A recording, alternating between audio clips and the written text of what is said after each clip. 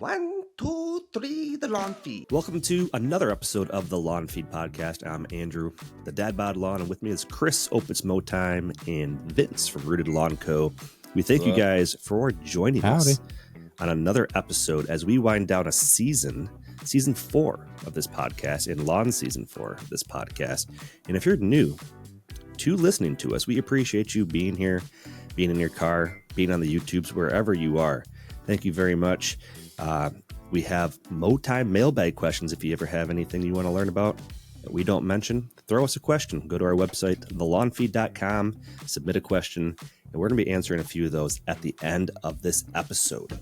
And in this episode, we are, as I said, winding down a season, which means we are heading into October.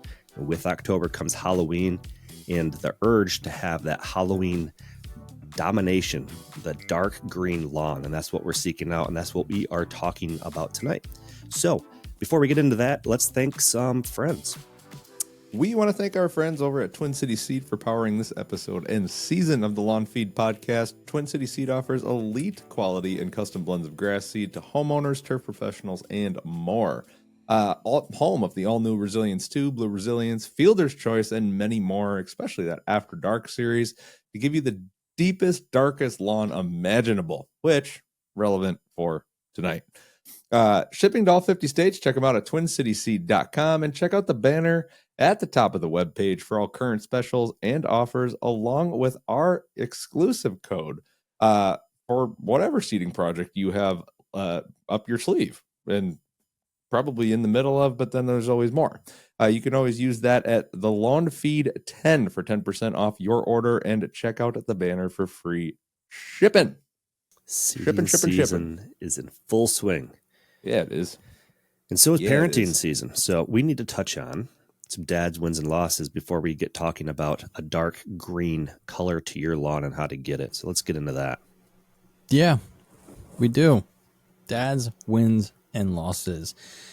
And guess what, guys? It's brought to you by Big League Lawns. Transform your lawns into a visual masterpiece with the Checkmate striping kit. Effortlessly. It's not like words are hard. Words are hard. Stripes are easy. Buy a Big League Lawn stripe kit. Done. Bingo. Create a stunning professional grade stripes that add depth and dimension in your yard. Head over to bigleaguelawns.com and get yours and score a super awesome discount with our code GRASS15 and get 15% off your order. That way, after you learn about getting a super dark green lawn, you can get some wicked stripes laying down there. Mm-hmm. Wicked! Yeah! A lawn feed tradition where we tap into who we are at heart. Dad! Like this. This is Dad's Wins and Losses, where we tap into our inner dad bod father figures and highlight some of the recent wins we've experienced as parents, and of course, vent about the embarrassing losses we take each and every day as dads. I love you, Daddy. Yeah, man. It gets a little goatee thing. It wiggles like this in the wind. It goes. Yeah, man. Is that retreat? Jesus. 51st dates or no, not couples retreat. That's just go with it. Yep. Oh, yeah. God, that movie's hilarious. I was actually just thinking about that the other day, the how the thing's moving. Anyways, Chris, you seem like you want to talk a lot. You've just been talking through the entire intro. So why don't you go ahead and share a dad win and loss with everybody? It's funny. I actually don't want to talk a lot tonight because I am stuffed up already. It's like first cold snap, and it's like, yeah, we're all sick. Dad wins and loss, as you probably have heard in previous episodes. My oldest plays soccer. We are in like the first, like, I really don't have a win. This is just like primarily like L train for us. But I got looped into coaching. I found out what team he was on the exact same day that I found out just I was coaching. So got volunteered for that. That was cool. I'm totally cool with that. But we're in like halfway through the fall season. But there's a spring season or a summer season, and then the fall season. Fall season is shorter, and there's a lot packed into it. And this was like our tournament, like home tournament, whatever. So it's like our teams, our fields, and then our referees that our club is responsible for providing. Well, Keep in mind, this is the loss. So first game we get I'm going to say this and it's going to sound mean, but I'm going to come back and it's all my fault. And everything will make sense. And this is where the L is. We quite possibly had the worst referee ever. That's a statement. Super good dude. Super nice person. Just not a good referee. Okay. So like first thing that happened is the other team scored, I don't know, 13 seconds into the game, and it was off of a cross, and it hit them in like the guy stuck his hand up from the other team, hit the ball with his hand, which you can't do in soccer. You kick the ball with your feet last time I checked. That's why it's called football. And he called a header. Which at U9, anything that hits the head falls dead. Because it's like a head thing, concussion, safety. Yeah. Safety thing. Okay, so you can't head the ball. He called a header in the penalty box for a PK, penalty kick, which is literally just one of their guys kicking a free shot with our goalie. For those of you who don't follow soccer, it's like a free shot or whatever you would. That obviously goes in the net. I'm livid because it was the most, like, the ref called what it was. Everyone except him saw what happened, right? Clear as day. It was not a header. It hit the opposing team's hand in a very awkward spot. So arm came up, swatted the ball with his hand, called a header. Okay. What should have been our free kick going the other way resulted in a PK, whatever. Here's where the L comes in. This proceeded to happen, bad call after bad call after bad call, whatever. Not only for us, but for the other team. And me being, I don't know, impatient, whatever it was that morning, kind of lost it on the sidelines. Not like lost it, but just like, are you kidding me? Arms like wide open. Like that was like, this is terrible. And like, we're coaching U9. Okay. So like in hindsight, I was an asshole. So I publicly apologized and like using this as well. But like my kid's on the bench. His friends are on the bench. Like the place is packed, but it's like, wow, U9. Like we don't really need to get into it that much. Like you have a bad ref.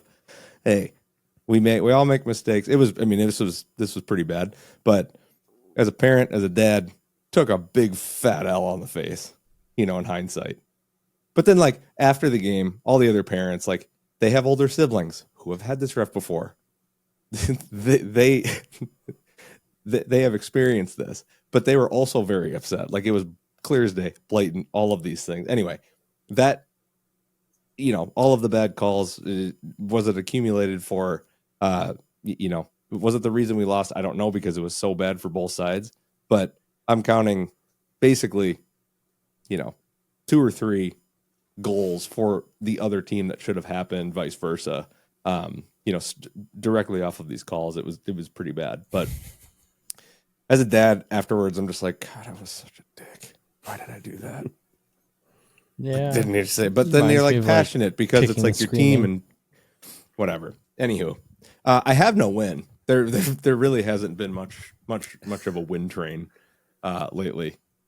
But yeah, man, I just feel like I feel like shit. It is what it is. But I feel like people listening who have been coaching, we've all like maybe had these moments where it's like you get into it more than you probably should. And I think that was just one of those moments, because like the next game we came back and like it was just everything clicked. Mm-hmm. And the ref we had afterwards was like perfect, by the way. So it was just like one of those deals. But like, yeah, the referee alliance came over and I was like, oh shit, here we go.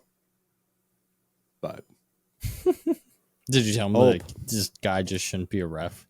Like, I don't want to say what I maybe said, but like, she came up out of nowhere and confronted me in kind of a weird way. And like, I didn't know who this person was. I didn't even know those people existed. Like referee alliances just came up out of nowhere, like popped up over your shoulder, like out of a bush, like hi. But like she came up and she was just like, "Did you know that if you if it's not a handball, unless it's like in a super obvious like position?" And I go, "Did you know that it's a handball when you hit it off of your head?" Because I didn't, let alone a PK for the other team when it should be going the other way. And she like took offense to that. Like I answered her question with a question. She didn't like that very much. You think?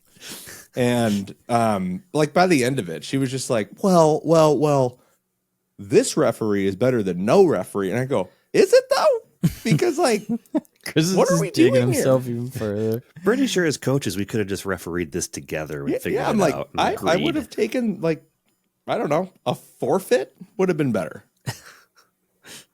Like Jeez. scrimmage anybody. Oh my god! And this other team, I feel so bad for the other team guys. And like everyone listening is probably like, "Okay, I want Halloween dark lawns." Yeah. They traveled from Fargo, North Dakota, What? and had to deal with that bullshit. I feel so bad. The other coach, I was like I was even trying to call things for the other team that he got wrong. It was That's just like, embarrassing. here, Yeah, for whatever. sure. So by halftime, we were just like, all right, I'm not saying another word type of thing. Still no like formal, like haven't gotten contacted, so it couldn't have been that bad. But Might be good. Yeah, they're probably like season's winding down. We'll let it slide. God, but Yeah. learning experience for me of just like, man, all right, we should probably just cool it, control the controllables, whatever. But you get passionate. Yeah, I mean, your kids are that age where they start to get in the competitive state, and the kids are being competitive too. So I'm not there yet. My kids are still just doing youth stuff that's fun and just, try and get the experience. So I have a feeling I'm more worried about my wife because she's the yeller screamer, like very vocal one. So she's the yeller and the screamer. There you go. Yeah, she's got opinions we about all referees, so she'll let them know. Lose our heads a little bit, but should we talk about grass? We should. Let's talk grass. about some dark green grass. And as I alluded to earlier, it's almost Halloween. And I think it's funny that we always talk about Halloween domination because by the time you go and trick or treat anywhere, it's pitch black because it gets so dark early. And cold as. So like you want to have some dark moon stripes, I guess. But some places, they do trick or treating earlier in the day or on a different day. So let's get you that dark green lawn. And this is a great time of year to do it because fall, the lawn is screaming for some fertilizer and other products, and it's just naturally happy. So there's some options out there naturally. It's just doing its thing. It's thriving in its fullest. There is something called a nitrogen blitz, and I'll let one of you guys talk about the old blitzing. Yeah. Do you want it? You want it? You want me? What do you want? Okay. I've talked a lot. Go ahead, Vince. Yeah. You need to write an email to a referee or something and apologize. So while looking up this episode, I always heard the term nitrogen blitz, and I never quite knew what that was. I assumed that it was just people putting down inappropriate. I mean, I didn't watch YouTube videos, so I'm sure people were putting down an inappropriate amount of fertilizer, just pounds on the ground, just trying to get their lawn to be as dark as possible. But there is a little bit of a science to it. And what I came up with for like a nitrogen blitz is more basically you're putting down a high amount of nitrogen over the extended period of time. So like as summer starts to wind down, you might wait off a little bit because you're doing a seeding project. So once your seed starts germinating, now it's time to start throwing down some nitrogen. And the more nitrogen you put down, the darker it's going to get, but also the thicker and healthier your lawn's going to look. But you don't want to be putting down tons of granular, like slow release and stuff like that, which we're going to get into. You want to be doing something that's called spoon feeding. You're putting down a little amount of nitrogen at each application.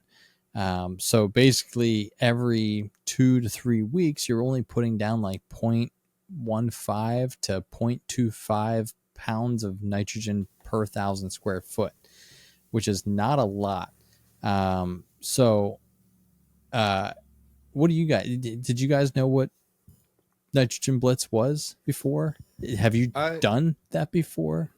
No, never done it. I think it's really started off as like almost like a YouTube meme style like trend. There is some people out there that were just pounding their lawn with nitrogen. I think, and I think a lot of them were doing it more the correct way, like you were saying, like a lot of spoon feeding. But I think a lot of people out there that you see on Facebook groups and forums, they just take it as hit it with nitrogen, lots of it, and just got taken out of context fast. That's my opinion with it. I just keep my normal schedule. I'll sometimes hit some liquid stuff in between my main granular apps, but other than that, no, never tried it. Maybe I should. Well, I've heard about it just because of the YouTube thing. Mm-hmm. And then because of what we do, you also hear our side of it and like be like, is this real? And then you research it with the people who know what the hell, like the scientists behind it, right? And then we'll depict it and say, and basically they're calling bullshit for how the YouTubes are putting it out there. Like there's a whole section of YouTube. They're like, throw her, not him, but like throw it down, all of it in the fall, all of the nitrogen. And that's where you get the blitz. And it's like, to your point, Vince, it's like, I haven't really messed with it. I haven't like experimented it, but like you throw down fertilizer, your lawn's going to turn green. No S, right? Of course that's going to happen. But does that do anything positive for the plant in an efficient manner? And that's what they're kind of calling out, where it's like, how much can it really uptake? There's better ways to do it, because as we discussed in our last episode, as it gets colder and the number of growing degree days kind of dwindles, again, credit to our drunken Scotties over the border here. University of Wisconsin, I think, put out a study on this specifically that is well touted and well distributed through the turf grass industry, where the colder basically it gets, the less the less the plant is able to uptake with specific nutrients, specifically things like nitrogen, right?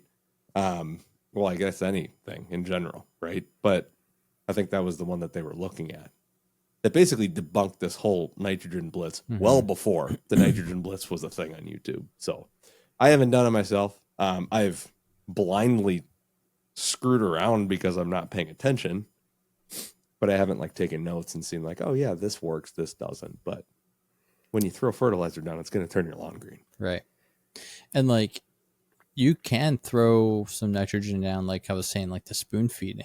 But even if you go 0.2 pounds per 1,000 every 2 weeks, and so you have an 8-week growing period, I mean, you're only putting down like, if my numbers that I said were correct, like not even a pound of nitrogen, versus some people are grabbing a whole bag of fertilizer, NPK, and just throwing it down, and every 2-3 weeks. Like, and the full rate of that's like 3/4 of a pound, like 0.7, I think is pretty average.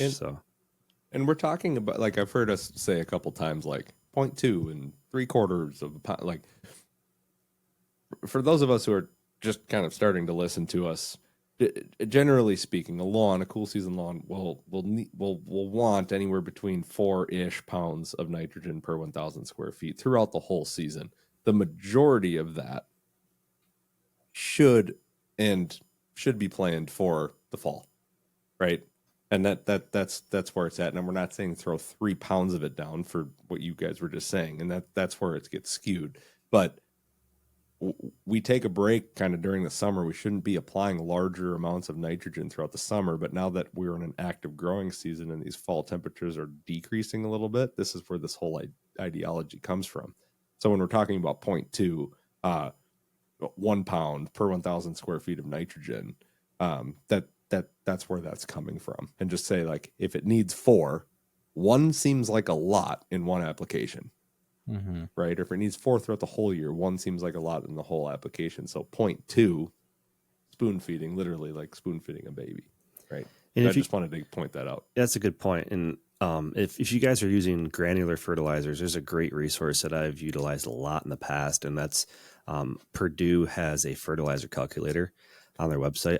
Every time I need it, I just Google Purdue fertilizer calculator, and you can type in like your square feet, all the information about the product that you're putting down, like the NPK numbers, how many pounds the bag is, and like how many bags you're putting down. And it'll literally tell you like how many pounds of nitrogen you will be applying if you put that entire bag down, or if you put a half a bag into the calculator. If you only plan on doing a half, it'll tell you exactly how many pounds of nitrogen. So that's a good resource. I haven't used it much this year, but in the past I used it a lot, and it came in handy. So why does this make your lawn green? Why is this nitrogen blitz, or as we're saying, not so much a nitrogen blitz, but just a consistent spoon feeding route, make your lawn green during this time of year? It's because you're constantly giving it low doses of nitrogen, just keeping that nice steady green, and it from the time you apply to the next application, it's just staying steady, nice and green. You're not getting these big surges or anything like that. So you're constantly giving it its food, which promotes some greenery there. There is some other products we're going to get into as well. But for fertilizer, like nitrogen speaking, you can look at Simple Lawn Solutions. They have a hose end sprayer that's, I believe it's a 2600. They have like a 1500, I think. 2800. And then so hook it up to your hose end sprayer, and you can put that down as well. And I think it's a pretty small amount of nitrogen per the however much yard it covers, 1,000 square feet it covers. So you can put that down. They also have a 600, which has some iron in it as well. Or what I like to do is grab some ammonium sulfate, or you can get some straight urea. These are commonly found at Site Ones. Some big box stores have them, and you can put it in some water and stir it in. So basically, essentially, it's called melting it down.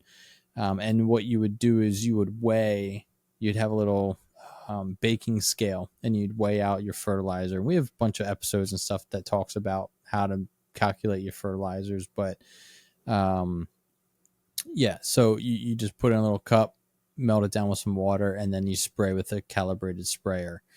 You can spread it.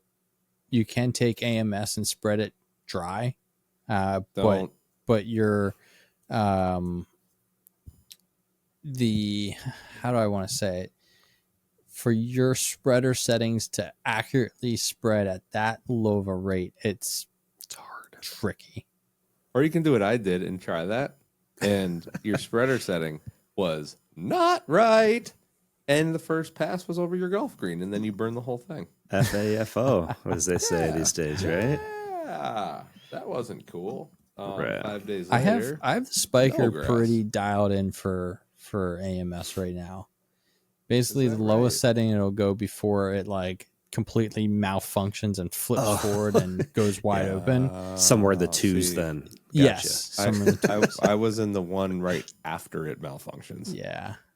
Yeah. Oh, that's the worst when that thing does malfunction, even if you have like anything in your hopper, because all of a sudden you're like, whoa, that's a lot. And then you realize that you stop and it's just pouring out of the bottom into the middle of your lawn. Yeah, that's a great feeling. Great, but everybody does it. Yeah. Like you dump a bunch of fertilizer in there. It's like we've been there. It's all good. But. And you do it at your sister's house, and she loves it. Yeah, been there. Yeah, she does. Anyways, Chris, you like the juice. So we were talking about the AMS and urea. The other, like, just focusing on quick release fertilizers because the temperatures are cooling down. All these slow release and biodegradable natural fertilizers, those are not for this time of year. Those are more of a heat of the summer type of stuff. So you're going to go with mostly synthetic quick release in this situation. You want to hear something neat? Yeah. I found this neat. So beginning of the summer, maybe even spring, late spring, I put down this 1623. It's more of like an organic fertilizer. It had some polymer coated stuff in it, these little blue dots. When I did my dethatching this year, I was still pulling up those Really blue polymer coated stuff. Yeah. Wow. Yeah. crazy. Even through the heat of the summer, it didn't break down. Yeah. Huh? Even through the 25 feet of rain you've sent Even us? through the 25 feet of rain I've had this year. Yeah. I was God like, dang, this is dude. weird. Like, I shouldn't be pulling this stuff up. This should definitely be degrading. But it didn't. So Yeah. as Andrew was saying, get something that's quick release. Also a really good product that's good to spread. I haven't used it at all this year is Ryan Knorr's green ore. It's like Dude, sand. that stuff is awesome. It's legit like sand. I think the SGN's like 80. It's a little pricey though, isn't it? It's expensive. Yeah. But it makes your lawn really It's freaking nutty. I might have to try it one time and see. It's Don't dude, use your spiker. No, because it's No. too.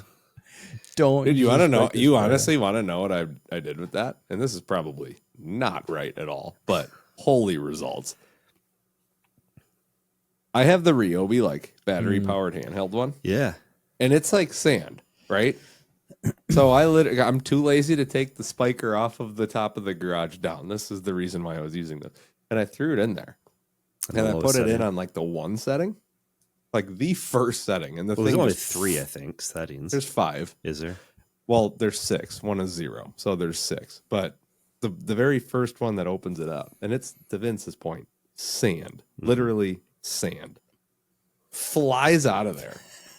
So you're running across your yard, like going back and forth. Neighbors are all like, as if they're already thinking that you're crazy. This just gets them to another level of thinking that you're a psychopath. Well, with the So I'm running handheld, you can across be my moving your Yeah. arms around. Yeah. Yeah, the whole thing. So, guys, you would have just died laughing.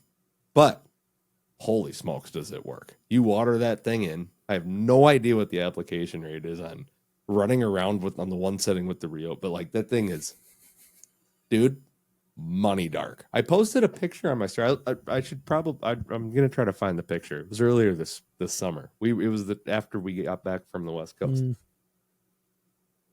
Dude, dark. Yeah. Dark. Oh yeah. Green Yeah. ore. Green ore. Thanks, Ryan. And thanks, Matt and team and company for making that, because that shit is legit. Slaps.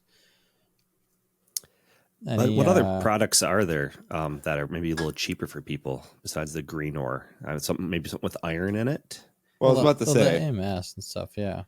Oh, so nitrogen and iron make your lawn green. Yep. That's basically it. So anything with iron is going to make your lawn green. Most granulars come with like you got a, 30 something. And then it's like 2% iron. And that iron in that bag apparently doesn't even do anything because it's not chelated. yeah. A lot of. Great point, Vince. Do you want to talk about that? Yeah. So I mean, I'm throwing you a massive curveball, but that's a great point. Backing up a little, back it up. Iron essentially is making your grass greener by enabling the chlorophyll production. That's science. Now you know how it works. Chlorophyll. Chlorophyll, I barely know her. So we, what was I saying? Iron. Chlorophyll, iron. Chelated. So the iron that you get in most of your bagged fertilizers isn't chelated. So basically what that means is your lawn cannot break it down and absorb it. When it's in the chelated form, which I honestly can't get too sciencey here, the chelated form. So essentially, if you're taking pills and like folate, and you can't digest the folate in your body, you need to get something called methylated folate to be able to absorb it in your body because you have a weird gene. Same thing with turf. Same thing with grass. Grass cannot break down and use the most iron that they're putting in these bagged fertilizers. So it might say that it's 2% iron and all that stuff. The green that you're getting is from the nitrogen, not the iron. That makes sense. So when you are getting a bag of fertilizer, see if it's chelated. See if it's actually the absorbable kind. The best way to get an iron that works is generally through a liquid iron. Right. And there are some that are like water dispersible, where you just basically, same thing with AMS, you dump it into a bucket, you pour some water on it, and it just dissolves, and then you have the chelated form of iron. It's staining blood red. But those are that's the only type of iron that your lawn can actually absorb. Did that make sense to you guys? Yep. Yes. And a lot of them are marketing ploys. Like they're like, there's 6% iron in here. It's like, well, that's great. It's literally, you marked up the bag for no reason. It's not going to do anything for me. Yeah. Right. That's what it comes down to. There's a lot of that out there. So if it doesn't say chelated, move along. Well, and actually, I think you did a far better job than I could have done. So, and I learned about folate. Yeah, if you have the MTFR More gene, importantly, then it's an MTFR gene, the MFR gene. Those people cannot absorb folate, so they need the methylated folate. There you go. So if you have a spouse that is pregnant, get the methylated folate. Just because. If you don't know, take the methylated. That is not medical advice. I am a trained professional, but do not listen. We don't. Iron. Yeah, you don't. You guys really don't. You're awful. Feature 600 is I think that's one of my favorite types of iron. I hate it, but I love it. I hate it because it smells. I wear gloves, and even mixing it, it's in your nose, and you can just smell. It tastes like blood, or smells like blood. Essentially, it's very heme. Tastes like blood. You've drank it, but iron. There's a lot of iron in blood, so that's very a lot of iron. Yep. So if you have a nosebleed and stuff like that, which I've never had in my life, that's what you'll taste. That's what you'll smell and taste. But the stuff works amazing. Back up. You've never had a nosebleed in your life? No, you can't make this nosebleed, dog. What? Yeah. We're going to see in a few weeks. We can make How it bleed. have you never had a nosebleed? I don't know. It's just never. I've been punched and kicked and wrestled and cross-faced. Never bled. I've made other people's nose bleed, but I feel like I've had. What the? That's dog. crazy. Yeah. I don't believe that, but that's nuts. Not kidding. I have one like every other day. Yeah, you should get that checked out. I have. They don't know what's wrong. Wow. They literally have no clue. It's a medical nightmare. Before we move on from the feature, the blood smell, Chris will be back in a minute. Feature 600 that contains manganese as well, and manganese pairs well with iron because it also helps with the chlorophyll in the photosynthesis process and helps uptake nitrogen. So I think that's one of the secrets to that product. There's some other products out there. I think some Simple Lawn Solution products have some manganese in it too, with the iron. And I think it's kind of like darker. Yeah, so I was just on their website and I was having a really hard time trying to find like the ingredients and stuff. So I kind of gave up. But that manganese and iron is a good 1-2 punch. So if you find a product that has both of those in it, make sure it's chelated iron. Those are going to help get that dark green that we are seeking out. So welcome back, Christopher. I'm back in 1080p. So, deaf. Most deaf. He's back. Oh, most deaf. No, like diesel exhaust fluid. Yeah. I got to get more of that in my truck. Thanks for the reminder.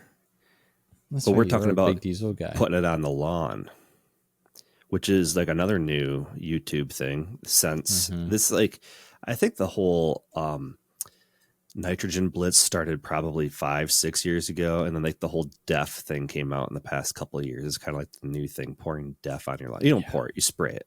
You spray it, right? So if you guys don't know what DEF is, diesel exhaust fluid, it's basically just straight urea, which is urea is nitrogen, and nitrogen makes your grass green, right? So I've never used it. Have you guys ever used it on your lawn? No, Not on my lawn. Kind of like refuse. Yeah, to go into that. Like, if it's not advertised, there's some other for stuff that, in there. then- It's not just urea. There's some other stuff in there. So it's like, I don't know. It's not meant to be there. It's not meant to go in a sprayer. It's not meant to go on your lawn. It's not meant to be put in your soil. Mhm. So why are you doing it? But it's just urea. It's just urea. Which Plus we've a just little told other people stuff. to go apply. Yeah. So it's not meant to be in your lawn, but that's what it is. That's the argument. Is it the cheap? It used to be like there was a period in time where like COVID was a thing, and then like that was the cheapest form of urea that was easily accessible for a lot of people. I mean, it's like 2.5 gallons for $21. That has since obviously changed because of everything that happened with COVID, right?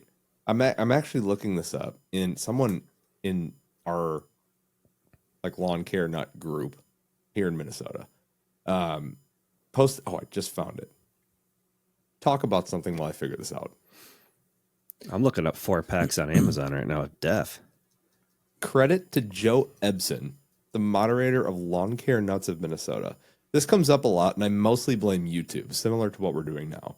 Urea granular is cheaper than Def, ... by a lot. Taking the cheapest going rate prices posted lately for urea versus Def. Def is more than 2 times the cost. Throwing this out there, I'm not saying that Def doesn't work. It just isn't cheaper. And then he posted like a chart on here, like He's whatever. showing his He work. made like a Yeah. YouTube, like an Excel, and he says, but then there was something wrong with the chart. But he was saying the Def percent label is wrong. 32.5% equals 0.325. The math is all right. The label is just wrong. But basically, it comes down to price per pound. Def urea cost is $1.08, whereas urea prilled is 42 cents per pound. There you go. Again, Joe Ebsen, moderator of Lawn Care Nuts of Minnesota. Shout out to that guy. Assuming he's a rock that's star. accurate. He's a rock star. Cool. So as I said earlier, Def not. Def not. Yeah, it's if you have some laying around in your garage and you sold your diesel truck, go ahead. But like, don't go buy this stuff just to put it on your lawn. It works, like right. He made that point. Like it does work. It's not the is argument. urea. Yeah, it's just not the cheapest. Like it maybe used to be. Sure, which I think is the reason why people reached for it in the first place and why it started getting used on lawns. Right, like it was all about cost. So, right, times have changed. Welcome to 2025. It's like lumber, or no, what is it? Play sand. Remember when play sand for like that was the go-to for lawn leveling because it was like dirt cheap. Yeah, not the right thing to do. But now it's like astronomically priced. It's kind of the same thing. I mean, that was through COVID though, and I think that was more like a shipping thing because like my supplier, I get masonry sand, it tripled in price per ton over COVID. Like crazy. So there was a point in time where I think that was the cheapest. Yeah. Right. And now it's just changed. Yeah. And it's easily accessible too. Yeah. So one Halloween. More point before we get into the Mailbags. And I'm super pumped about this because it's nerdy and it's fun. And I think for amount of product you put down in your lawn, this is going to give you just an absolutely insanely dark lawn. And we're going to talk about it on the next episode. No, I'm just kidding. What's that? Glyphosate? Yeah. So this isn't for the novice, but it is a lot easier than you think. We have multiple episodes on this. We've had scientists and stuff on our episodes talking about it, but it's plant growth regulators. You legit will see a darker green lawn within 12 hours. You put it in your lawn at night, you wake up in the morning, that sucker is going to be a couple shades darker, guaranteed. Like, it's wild. You also add a little iron in it because sometimes there's a bronzing effect when you put a plant growth regulator on it. So essentially a plant growth regulator, if this is the very first time you've ever heard this term, is it's slowing down the vertical growth, and it's allowing the plant to spread laterally, its roots deeper, and store up its energy a little bit more. So when you apply this, I use a new. There's a couple other ones out there. I use a new, and I put down just a light application of iron with it, and it makes it the most deepest emerald green lawn I've ever seen. We went on vacation this summer, a couple weeks ago actually, down to the lake. And two weeks prior to me leaving, I put an application down. I actually wanted to get rid of Sapoa Triv, so I was trying that out. So I put down an application of it, and probably like 2 or 3 weeks later, I put down another application of PGR with a little iron. And we're coming home, and I was like, it hasn't rained. I was like, man, my lawn is gonna be toasted. Like, I can see on some of my cameras that like there's patchy stuff. I was like, it's gonna look so bad. Like, I'm terrified. And as soon as we turn the corner to get down on our road, my wife and I just start laughing, burst out and laughing, because everyone's lawn was like toasted brown, and I mean, like the backdrop behind me, if you're watching, it was the most emerald dark green I have ever seen my lawn. And like, yeah, there's some dead spots because of the heat and stuff, but where it was alive and stuff, unreal. And now there is Twin Cities Nightfall After Dark series blend in there, but with that concoction plus Twin Cities After Dark series, like, you're gonna have a stupid dark lawn. Yeah, it's dark. So have you guys applied it already? Have you noticed the quick change? Yeah. Mm-hmm. Yeah. I haven't noticed the quick change. It's been like 2 or 3 days for me. Yeah, that has been noticeable. But then I also look at the leaf blades up close, and they just look fat. Like, yeah, fat, like just happy. Well, so it's gibberellic acid. And admittedly, I haven't applied it in a while, and I need to. You but should. like once this year. So like, I've got a question. So a question on that, Vince. While we're on the like, let's just go down this rabbit hole for a second. We're coming down to fall. We're in an active growing cycle. Like, the grass is growing like crazy. Does PGR also, and I don't want to get too scientific, but as it does get colder, or are we in kind of the prime time for it, or like, what are we winding down for PGR? Should we still be applying it? Like, and then again, you go to greencast.com and you look at your growing degree days. So your days, honestly, in the fall, I think one application is probably all you need. Again, you're putting down nitrogen, your seeds growing in and everything like that. You're mowing. It's just going to promote better turf growth. But yes, generally in like the summer and spring, you are going to apply it almost like every 2 to 3 weeks, depending on growing degree days. So how many days your plant's actively growing in a year. As we come towards the end of the year, that number gets bigger and bigger and bigger. So basically it's saying like, you don't need to reapply for, 25 days. And as you get into October, you don't need to apply till 46 days. So essentially, like, one application is probably all you need, because you're just looking for that green color. You're just looking to back down on mowing just a little bit. Or promote other growth. Or, yeah. So no, I will. Go ahead, Andrew. I just have a question because, like, go ahead. If we finish your thought. Yeah, and you can continue to put down nitrogen the same rates that you have been, even though you put down a PGR. Mm-hmm. That's only going to make it better. So you can continue your same spoon feeding. You can, if you're only doing granular applications, you can still put that other granular application down. You don't have to change up your patterns of that. Go ahead, Andrew. Well, I was just going to ask about PGRs after seeding. Like, how soon after seeding and germination is it safe to use a PGR? Do you happen to know off the top of your head? Because that's kind of my apprehension using it right now. Is I'm still waiting on some Kentucky bluegrass to start to peek through and say hello. So, am I good to do that? In a couple of weeks. What do you think? Chris, were you going to say something? No. I mean, I think it depends on the grass type, is what I was going to say. Yeah, I mean, you should definitely have quite a few mows in your bag before you're applying it.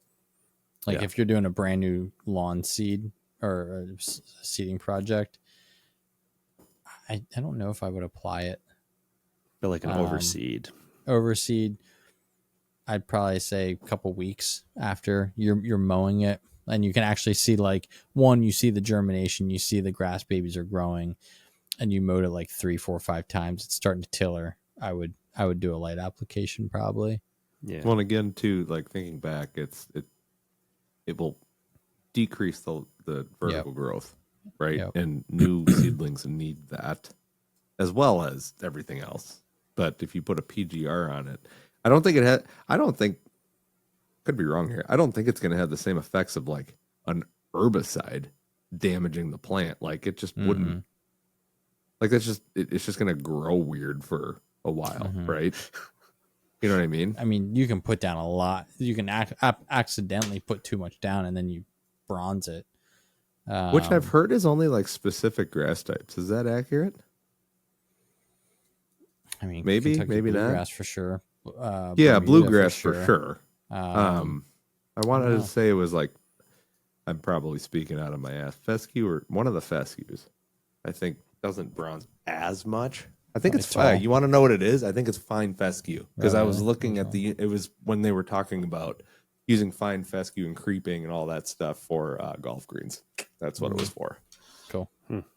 Look at that rabbit hole we just got. Yeah, I was going to say, thank you for poking your head down that rabbit hole. I think that's going to probably wrap up the darker green lawn portion of this episode, and we are going to move on to the mailbag segment, because those are still rolling in. Mailbag. Join us as we reach deep into the mailbag and answer your questions. If you would like to have a question answered on the Lawn Feed podcast, head to thelawnfeed.com and submit a question.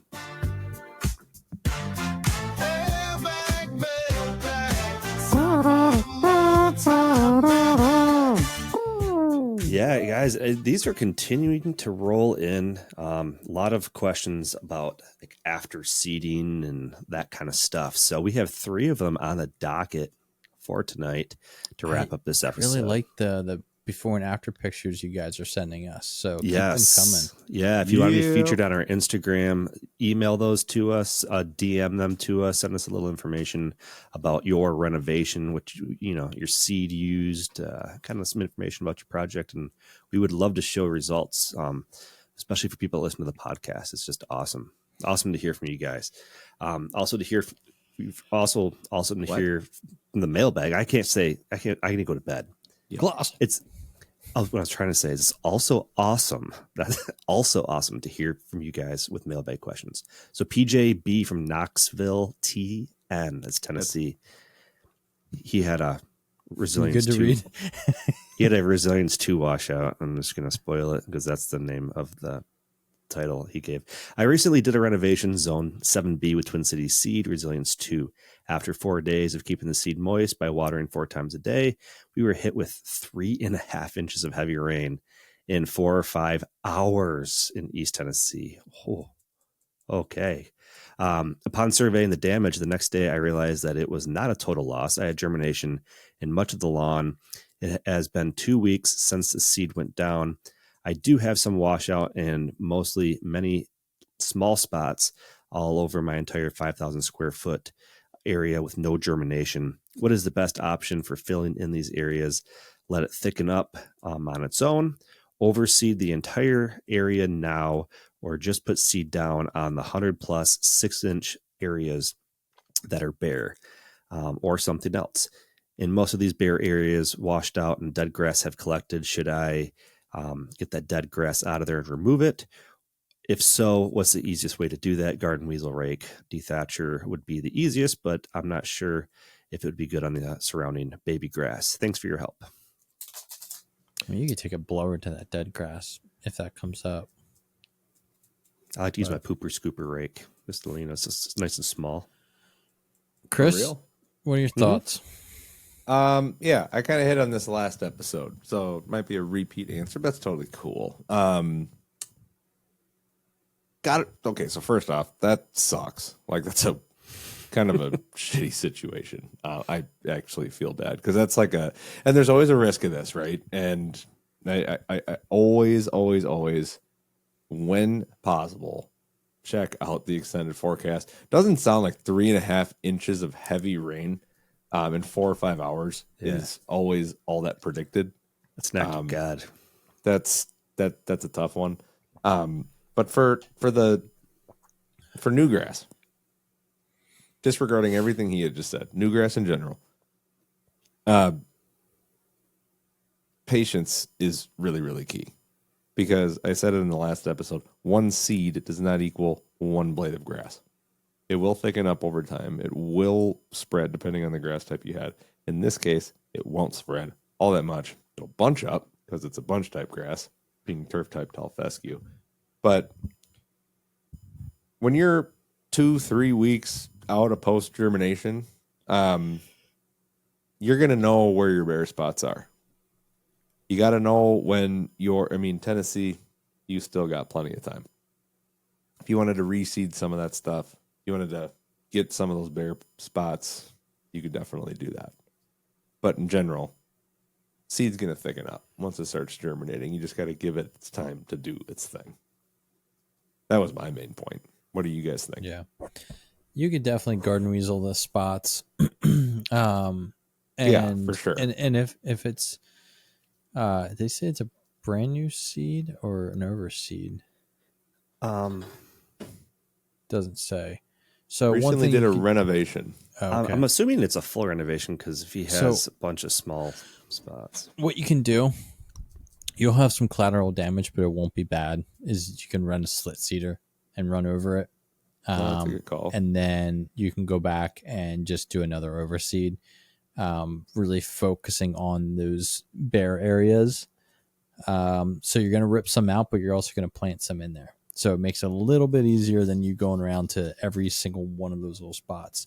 I've done it on, we're right in Hurricane Alley, which we've had none this year, which is weird. And I have washouts all the time. So I would just run a slit seeder and go through it, cross hatch it, spread some new seed, and it comes in nice and thick, and you should be good. All right. Moving on to Frank from Cape Cod, Massachusetts. Dude, Cape Cod. I'd love to go. Never been. Another thing, a list of things that slap hard. His title is Encourage Spreading. My town often has drought watering restrictions in the fall, which make overseeding a challenge. How can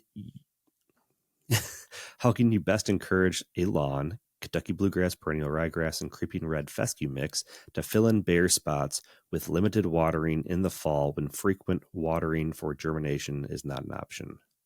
Sounds like you should have went with a TWACA certified bag of Twin City seed. It hasn't germinated yet. Not there yet. Yeah, you still got to still keep it wet for germination, no matter what the seed. Yeah, seed needs plants need water in order to grow and in order to germinate. That is what I'll say. Most towns, townships, cities, etc., have a clause on watering restrictions for an exception. I would assume your town is no different.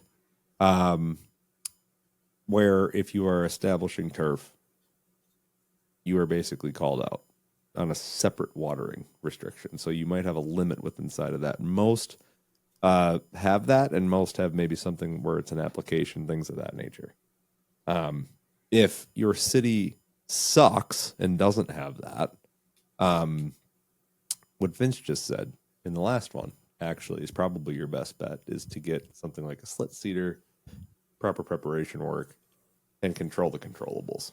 But oftentimes, I'm not telling you to go break a rule and say that Opes told you to do it, but like, ask for forgiveness later, too, is always a good plan of attack, unless your city is literally in like dire need of water. That would This not is be. coming from the guy that yells at 9 new referees. Just so you know. Just setting a pristine example of myself here on this episode tonight, aren't I? I know also some bare spots you could do a very light layer of peat moss. You could apply like a moisture manager or hydrotain to the spots, which I still am not convinced works, but whatever. Termination blanket. You can put down some straw. Not recommended, but if you literally have no other options, then do that. And then the other thing is look for a bag of grass seed that's TWCA certified, because it also does, I might not be speaking correctly, but I believe it also helps with the needs less water to germinate as well. Is that correct, Chris? I don't think that's correct. Oh, okay. So It disregard could be. that. But I could be. thought it was. That'd be so. cool.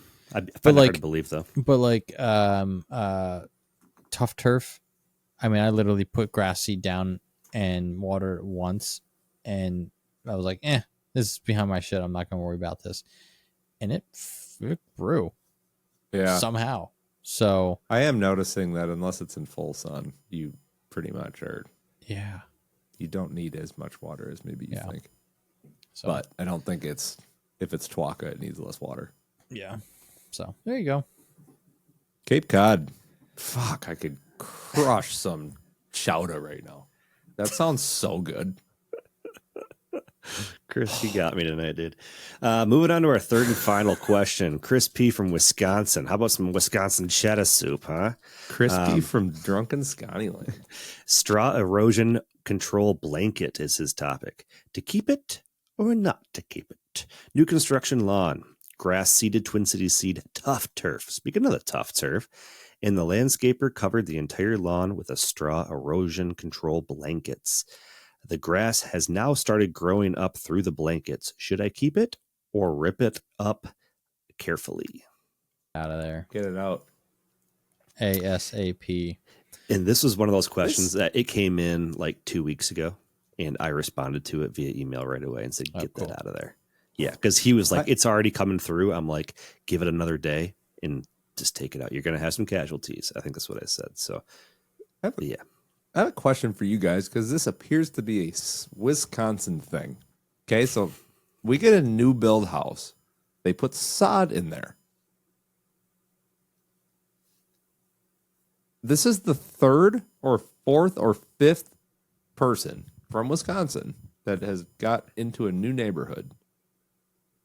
And it looks like he chose to potentially hold off on the sod and do this, but like they seed instead of sod, and then they do the blankets, which is like totally recommended. But like sod versus seed, I see very little homeowners or new construction home people do seed over here. We never have people sod.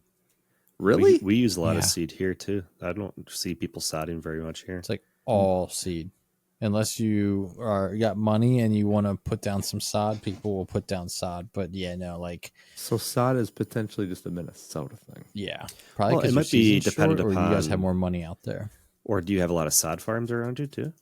Like, I mean, convenience purposes. Convenience, yes. There are like 3 or 4 that are the main producers. Maybe that's part of it. But then also, I mean, we live if you have like huge turf sod farms and.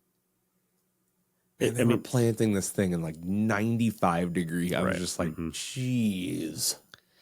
Yep, they don't care. They're like, whenever the house is built, okay, we need grass now. It could just be through code too.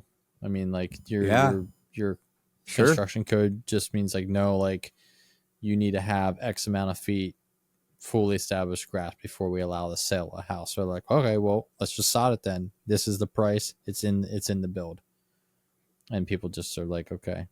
Yeah, and I remember that being a part of a thing, but yeah, it caught me off guard. Like Chris from Wisconsin, and then it just triggered like that's like the 5th person. Well, it might also depend on where they're building too. If they're not building in a cookie cutter neighborhood, like maybe they bought some property and they're kind of it's not through a development or something. They're sure, I see what you're saying. Because that's what we might do in the future if we build a house. on some land. It's not going to be in a neighborhood with other houses going up. It's going to be just us randomly in this location. Sure. So, yeah.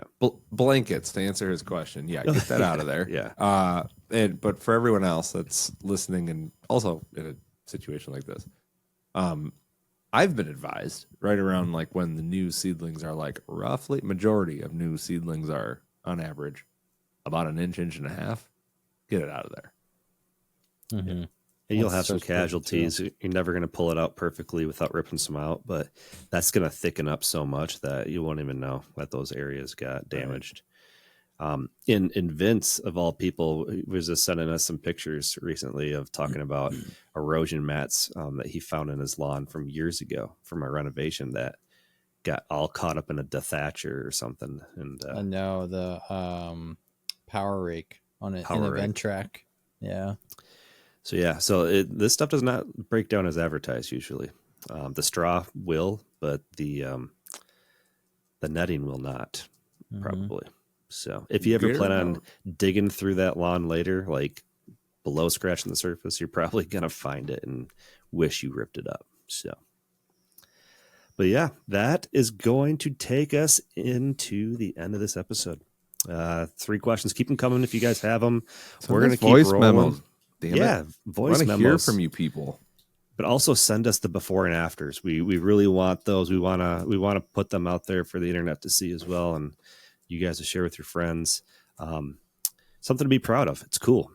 It's amazing how many people I've met in the last year who have taken up an interest of doing lawn stuff and talking about doing renovations, and it's cool.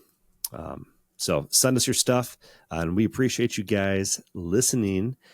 Before we wrap, go to thelawnfeed.com, check out our amazing gear, help elevate your lawn apparel, get some t-shirts and whatnot. Use Brad15 at checkout and get 15% off your entire order. And on behalf of the Lawn Feed crew and Chris, who's extra special tonight, thank you for joining us on another great episode. Stay safe out there, and good luck with this week's venture in parenthood. And we'll catch you in the next one. We'll see you later. Bye-bye.